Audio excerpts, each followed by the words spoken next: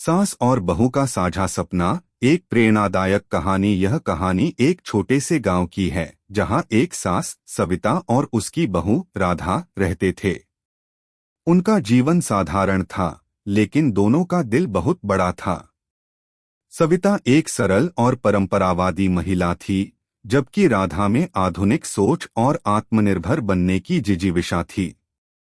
लेकिन दोनों का एक साझा सपना था, अपने घर की खुशहाली को बढ़ाने के लिए कुछ ऐसा करना जिससे न केवल उनका परिवार सशक्त बने, बल्कि उनके रिश्ते में भी एक नई गहराई आए।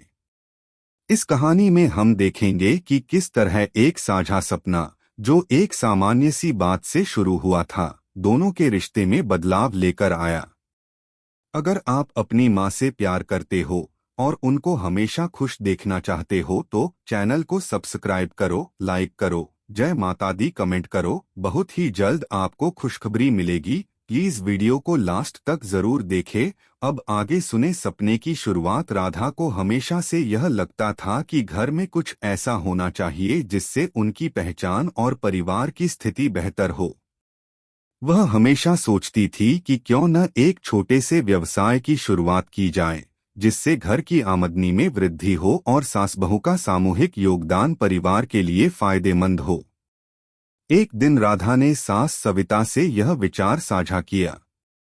सविता ने उसे पहले तो टाल दिया, लेकिन फिर उसने देखा कि राधा की आंखों में एक चमक थी जो बताती थी कि वह सचमुच इस विचार में गंभीर है। सविता ने राधा से पूछा, तुम क्या सोचती हो बेटा? क्या तुम सच में यह चाहती हो? राधा ने कहा, माँ, हम दोनों मिलकर कुछ ऐसा करें जो हमारे परिवार के लिए लाभकारी हो और हमें खुद को साबित करने का मौका मिले। मैं चाहती हूँ कि हम कुछ छोटा सा काम शुरू करें, जैसे हर्बल उत्पादों का व्यवसाय। हमारे गांव में काफी जड़ी बूटियां उगती हैं, जिन्हें हम प्रयोग में ला सकते हैं। सविता ने थोड़ी देर चुप रहकर कहा, तुम सही कह रही हो बेटा। अगर हम सही से काम करें तो यह सपना पूरा हो सकता है। साझा सपना और मेहनत की शुरुआत। राधा और सविता ने मिलकर एक योजना बनाई। सविता ने अपनी पूरी जिंदगी घर की देखभाल करने में व्यतीत की थी, लेकिन राधा के साथ मिलकर उसे भी नए काम करने की प्रेरणा मिली। दोनों ने मिलकर अपने घर के आंगन में छोटे छोटे पौधे लगाए और जड़ी बूटियां उगानी शुरू की। सविता ने अपनी पुरानी नानी माँ से सीखी हुई औषधि बनाने की विधियां राधा को सिखाईं और राधा ने इन विधियों को आधुनिक तरीके से प्रस्तुत करने का सोचा। राधा ने अपनी मित्रों और आसपास के लोगों से मिलकर यह समझने की कोशिश की कि हर्बल उत्पादों की मार्केटिंग कैसे की जाए। सविता ने भी राधा के लिए एक छोटा सा कार्यशाला तैयार किया, जिसमें दोनों ने मिलकर जड़ी बूटियों के उपयोग, उनके फायदे और औषधियों के बारे में लोगों को जागरूक किया। कुछ महीनों बाद उनका छोटा सा व्यवसाय गांव में चर्चा का विषय बन गया। लोग राधा और सविता के हर्बल उत्पादों को पसंद करने लगे थे। धीरे धीरे उनका नाम आसपास के गांवों में भी फैलने लगा। अब दोनों मां बेटी की तरह एक दूसरे के साथ हर समय कार्य में व्यस्त रहने लगीं। दोनों के बीच का रिश्ता और भी गहरा हो गया था। सास और बहू का साझा सपना अब केवल सपना नहीं रहा, बल्कि वह एक हकीकत बन चुका था। रिश्ते में गहराई। इस बीच राधा और सविता के रिश्ते में एक अजीब सा बदलाव आ गया था। पहले जहां सविता अपनी बहू से अपनी परंपराएं निभाने की उम्मीद करती थी, अब वह राधा के साथ मिलकर आधुनिक तरीके से जीवन जीने का आनंद ले रही थी। राधा ने सविता से बहुत कुछ सीखा और सविता ने राधा से नई सोच और साहस। राधा ने एक दिन सविता से कहा, माँ, क्या आपको लगता था कि हम कभी इस मुकाम तक पहुँच पाएंगे? सविता मुस्कुराते हुए बोली, बिल्कुल नहीं बेटा।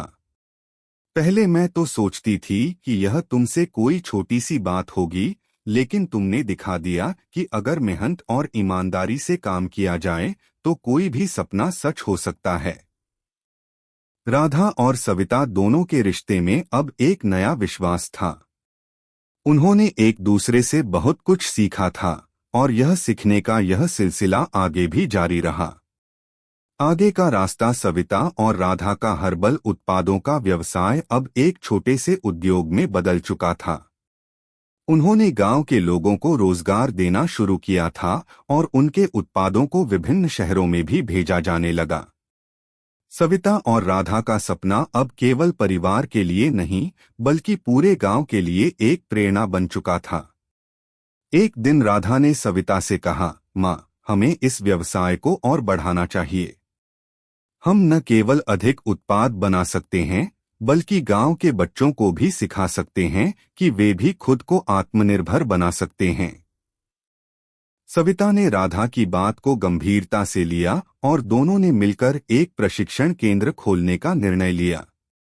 इस केंद्र में लोग हर्बल उत्पाद बनाने की कला सीख सकते थे और साथ ही साथ इस उद्योग में रोजगार पाने के अवसर भी थे। समाप्ति सास और बहू का साझा सपना अब सिर्फ उनका सपना नहीं था बल्कि यह पूरे गांव और आसपास के इलाके के लिए एक प्रेरणा बन चुका था। उनका रिश्ता अब पहले से कहीं ज्यादा गहरा और मजबूत हो गया था। दोनों ने यह साबित कर दिया कि जब सास और बहू मिलकर किसी कार्य में जुटती हैं तो वह न केवल अपने रिश्ते को मजबूती दे सकती हैं बल्कि अपने सपनों को भी सच कर सकती हैं। यह कहानी हमें यह सिखाती है कि किसी भी रिश्ते में अगर एक दूसरे के विचारों को समझा जाए और मिलकर काम किया जाए तो कोई भी सपना पूरा हो सकता है। सास और बहू का यह साझा सपना न केवल उनके रिश्ते को सशक्त बनाता है बल्कि यह समाज के लिए भी एक मिसाल बनता है। कैसी लगी आपको कहानी? प्लीज कमेंट करो, लाइक करो, सब्सक्राइब करो। धन्यवाद।